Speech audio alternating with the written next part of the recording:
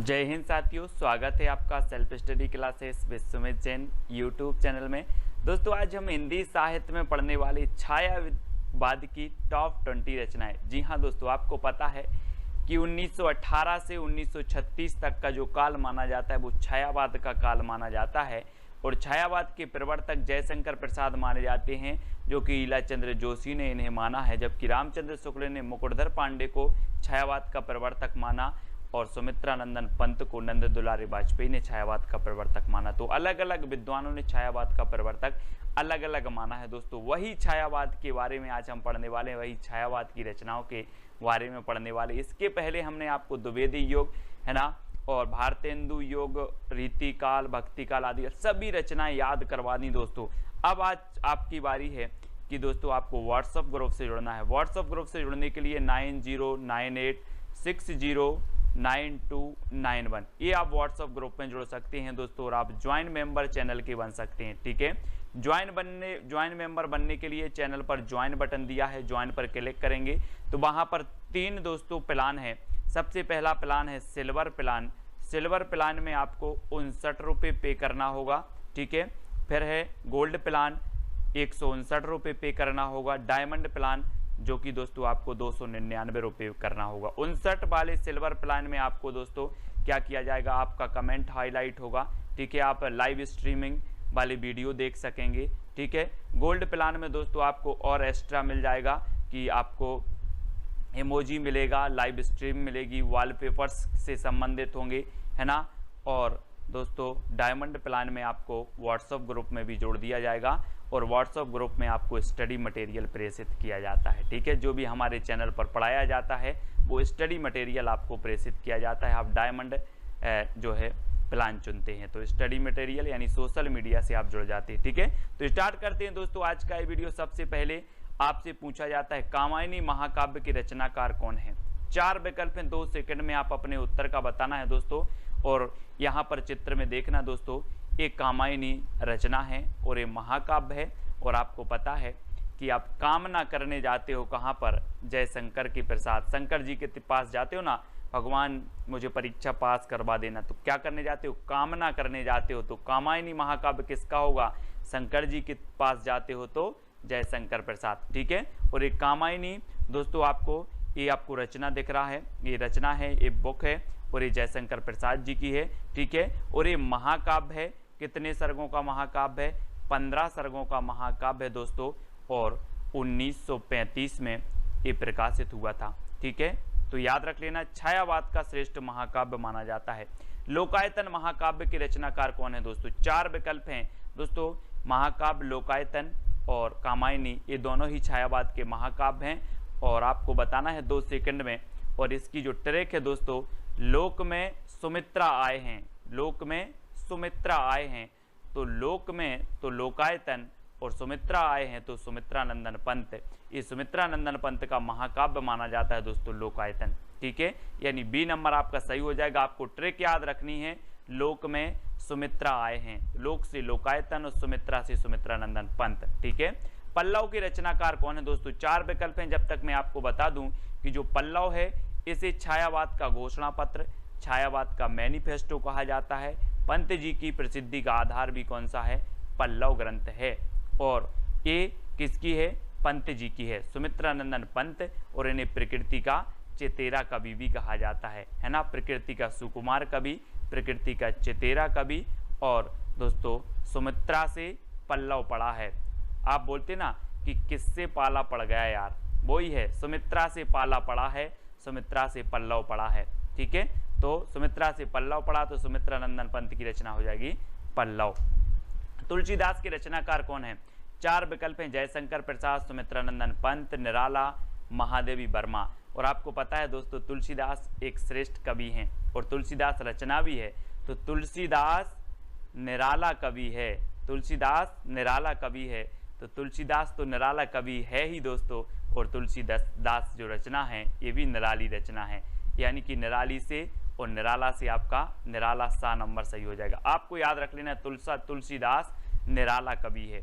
ठीक है, तो ये तुलसीदास रचना निराला की हो जाएगी। ठीक है, अगला है दोस्तों राम की शक्ति पूजा के रचनाकार कौन है। बहुत ही बढ़िया रचना है और मोस्ट इंपॉर्टेंट है दोस्तों।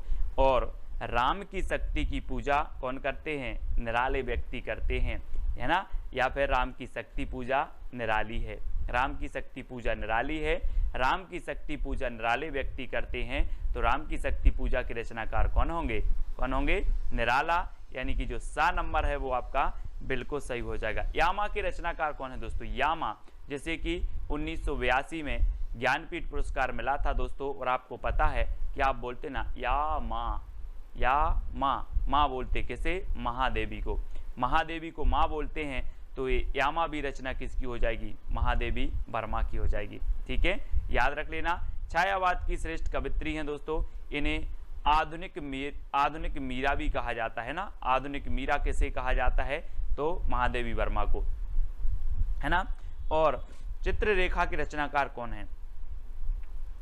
4 विकल्प हैं, 2 सेकंड है दोस्तों आपके, और आपको बताना है, और आपका बिल्कुल यहां पर सही हो जाएगा। चित्ररेखा ए राम कुमार वर्मा, यानी कि जो सा नंबर है वो बिल्कुल सही हो जाएगा। दोस्तों आपको पता है राम कुमार का चित्र रेखा ने देखा, चित्र रेखा, तो राम कुमार का चित्र रेखा ने देखा, ये आपकी ट्रिक है। तो चित्र रेखा, है ना, चित्र रेखा ने देखा किसका, राम कुमार का। तो चित्र रेखा के रचनाकार कौन होंगे, राम कुमार वर्मा। अब याद रख लेना आप कैसे याद रखोगे, राम कुमार का चित्र रेखा ने देखा, तो चित्र रेखा राम कुमार वर्मा की रचना हो जाएगी। ठीक है, अगला है निहार, रश्मि, नीरजा, सांदगीत और दीपशिखा के रचनाकार कौन है। 4 विकल्प आपके पास, जयशंकर प्रसाद, सुमित्रानंदन पंत, राम कुमार वर्मा, महादेवी वर्मा। इनमें से 2 सेकंड में आपको बताना है कि निहार, रश्मि, नीरजा, है ना, सांदगीत और दीपशिखा। और आपको पता है दोस्तों कि ये पूरी ही रचनाएं किसकी हैं, महादेवी वर्मा की हैं। महादेवी वर्मा, यानी कि 4 नंबर आपका बिल्कुल सही हो जाएगा। अब यहाँ पर देखो दोस्तों, सबसे पहले क्या होता है प्रभात में, सबसे पहले जब हमारा सुबह होता है, प्रभात होता है, तब निहार आता है। निहार यानी कि ओस आता है कि सुबह सुबह की नहीं, ओस आता है, तो निहार आता है, निहार। ठीक है, फिर क्या आती है, रश्मि, यानी कि सूरज की ज्योति आती हैं, तो रश्मि आती है। ठीक है, फिर रश्मि आती है, और फिर दोस्तों नीरजा खिलती है, यानी कि जो है कमल खिलता है ना, कमल खिलता है, तो नीरजा खिलता है। ठीक है, फिर सांदगीत, फिर सांदगीत में हम क्या करते हैं, सांदगीत की बेला आती है, शाम को सांदगीत की बेला आती है, और उसके बाद हम महादेवी को क्या जलाते हैं, दीपशिखा जलाई जाती है, महादेवी को दीपशिखा जलाई जाती है। तो अब याद रख लेना, आप थोड़ा सा अपना मुंह ऊपर करो और देखो कि सबसे पहले प्रभात आता है ना, प्रभात आता है, फिर दोस्तों रश्मि आती है ना, फिर रश्मि आती है, फिर नीरजा खिलता है, फिर सांदगीत गाते हैं, सांदगीत की बेला आती है, और फिर महादेवी के सामने हम दीपशिखा जलाते हैं। तो ये चारों ही रचनाएं जो हो जाएंगी, 5 रचनाएं किसकी होंगी, महादेवी वर्मा की। ठीक है, इस प्रकार से याद रखेंगे। और अगला देखो दोस्तों, नए पत्ते की रचनाकार कौन है, जयशंकर प्रसाद, सुमित्रानंदन पंत, निराला, महादेवी वर्मा। कौन है, ये सारी की सारी रचनाएं, ये सारी की सारी जो PDF स्टडी मटेरियल है दोस्तों, वो ज्वाइन मेंबर को ज्वाइन व्हाट्सएप ग्रुप में मिल पाएंगे। ठीक है, नए पत्ते के रचनाकार कौन है, और आपको पता है दोस्तों ये नए पत्ते, है ना, ये किसकी रचना है, सूर्यकांत त्रिपाठी, निराला। और आपने पेड़ में देखे होंगे जब नए पत्ते आते हैं तो बिल्कुल निराले पत्ते होते हैं। कैसे होते हैं, निराले होते हैं, नए पत्ते निराले होते हैं। तो नए पत्ते के रचनाकार कौन होंगे, निराला जी। ठीक है, अगला है निर्माल एक तारा के रचनाकार कौन है। 4 विकल्प हैं, बहुत ही बढ़िया प्रश्न है। और दोस्तों आपको पता है कि निर्मल एक तारा का वियोगी है, निर्मल एक तारा का वियोगी है। तो निर्मल से निर्माल, एक तारा से एक तारा का वियोगी है, सो मोहनलाल महतो वियोगी। ये वियोगी की रचनाएं हैं कौन सी, निर्मल और एक तारा। कैसे याद किया, आपको ट्रिक दी कि निर्मल एक तारा का वियोगी है, निर्मल एक तारा का वियोगी है, तो निर्मल और एक तारा के रचनाकार कौन होंगे, मोहनलाल महतो वियोगी। ठीक है, पंछी और रागिनी के रचनाकार कौन है दोस्तों, गोपाल सिंह नेपाली, सुमित्रानंदन पंत, मोहनलाल महतो या फिर महादेवी वर्मा। पंछी और रागिनी, और प्रश्न क्रमांक 11 में आपका बिल्कुल सही आंसर होगा रागिनी का नेपाली पंछी, रागिनी का नेपाली पंछी। तो रागिनी से रागिनी और नेपाली से हो जाएंगे आपके कौन, गोपाल सिंह नेपाली, और पंछी से पंछी, तो पंछी और रागिनी जो रचना है वो किसकी है, गोपाल सिंह नेपाली की। आपको ट्रिक याद रखना है, रागिनी का नेपाली पंछी, रागिनी का नेपाली पंछी, तो रागिनी और पंछी ये गोपाल सिंह नेपाली की रचना हो जाएंगी। ठीक है, अगला है दोस्तों अमृत और विष की रचनाकार कौन है। अमृत और विष 4 विकल्प हैं, और दोस्तों अगर आपने विष को अमृत समझकर पी लिया तो आपका उदय नहीं हो पाएगा। फिर क्या नहीं हो पाएगा, उदय नहीं हो पाएगा। तो अमृत और विष के रचनाकार कौन होंगे, बोले सर हमने विष को अमृत समझकर पी लिया और फिर उदय नहीं हुआ कभी, तो उदय शंकर भट्ट है ना, उदय शंकर भट्ट। और ये एक रचना अमृत और विष अमृतलाल नागर की भी है, कंफ्यूज नहीं होना। और ये अमृत और विष जो रचना है ये किसकी है, उदय शंकर भट्ट की भी है। ठीक है, तो डी नंबर आपका बिल्कुल सही है। कलापी की रचनाकार कौन है, कलापी। दोस्तों यहां पर देखो कला, ये कला लिखा है और आप बोलते हो सर मुझे कला सीखना है। मैंने बोला कितनी कला सीखना है, तो आपने कहा सर मुझे 80 कला सीखना है। कितनी सीखना है, 80। तो कला से कलापी और कला सीखना है कितनी, 80।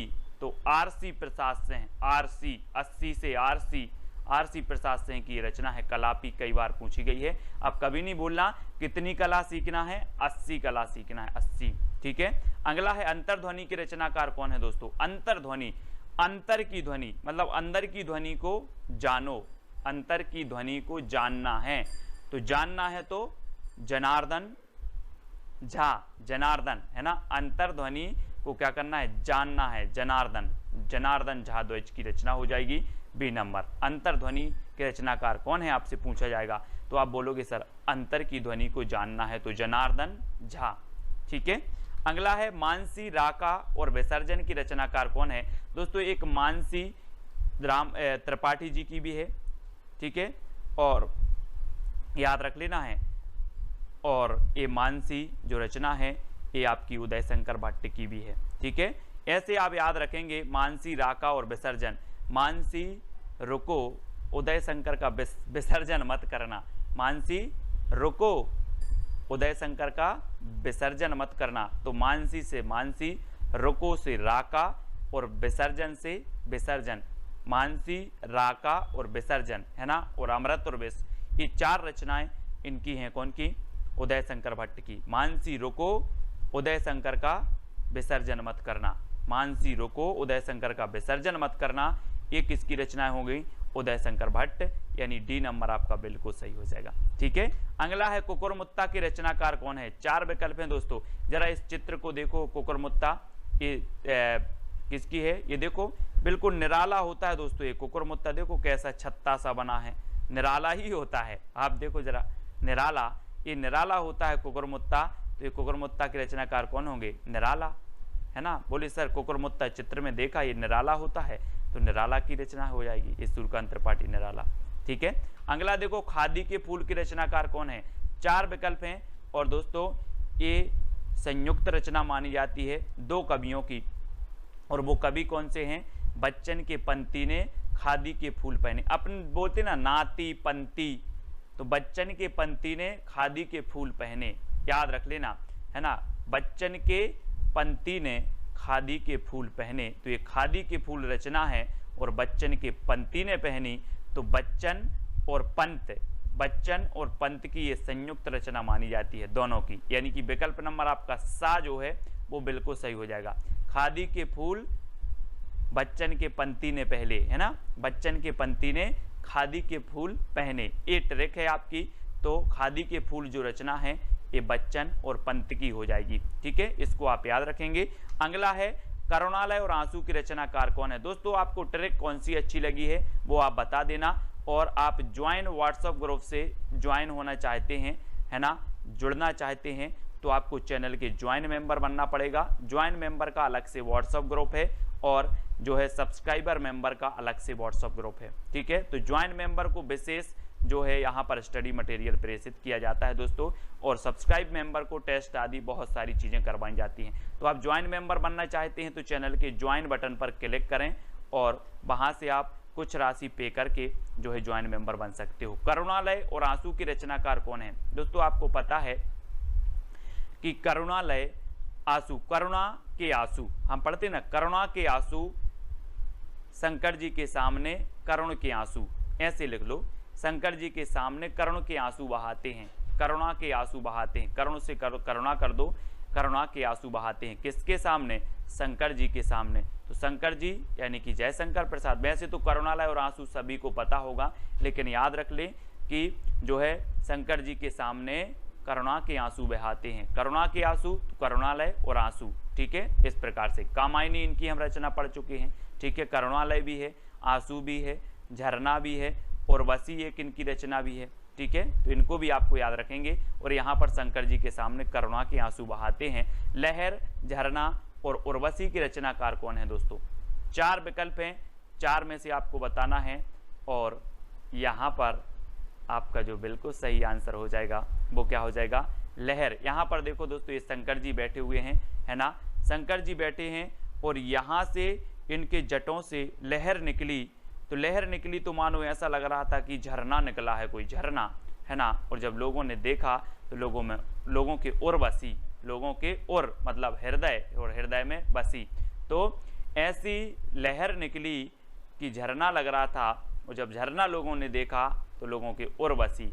तो कहाँ से? शंकर जी की जटाओं से। आप बोलते ना कि गंगा निकली है, तो लहर, झरना और उर्वशी के रचनाकार कौन होंगे? जयशंकर प्रसाद, ठीक है। शंकर जी का नाम आ रहा है तो यहाँ भी जयशंकर प्रसाद, ठीक है। तो ये 7 नंबर आपका बिल्कुल सही हो जाएगा। अब दोस्तों आपकी चैलेंज प्रश्न की बारी है। आपको बताना है कला और बूढ़ा चांद की रचनाकार कौन है? कला और बूढ़ा चांद मैत्री शरण गुप्त, है ना, जगन्नाथ दास रत्नाकर, पंत या फिर जयशंकर प्रसाद, ये आपको बताना है। और साथ ही बताना है कि इसको साहित्य अकादमी पुरस्कार कब मिला है, ठीक है। मैत्री शरण गुप्त की एक रचना भी आपको लिखनी है, जगन्नाथ दास रत्नाकर की एक रचना भी लिखना है, पंत की एक रचना लिखना है, और जयशंकर प्रसाद की भी एक रचना लिखना है। और साथ ही कला और बूढ़ा चांद एक किसकी रचना है, इसे साहित्य अकादमी पुरस्कार कब मिला, ये सभी लोग कमेंट में लिखेंगे। मैं सभी के कमेंट देखता हूं, और सुबह रोज 9:30 बजे आपकी क्लास होती है दोस्तों। तो इसी प्रकार से वीडियो को लाइक और शेयर अवश्य करें। और जो भी साथी अभी व्हाट्सएप ग्रुप से नहीं जुड़े हैं वो व्हाट्सएप ग्रुप से जुड़ जाएं। 9098609291 ये व्हाट्सएप ग्रुप है। और ज्वाइन मेंबर के बनने के लिए दोस्तों आप चैनल में एक इंट्रो वीडियो डाला है, ज्वाइन मेंबर कैसे बनना है उसको देख लें।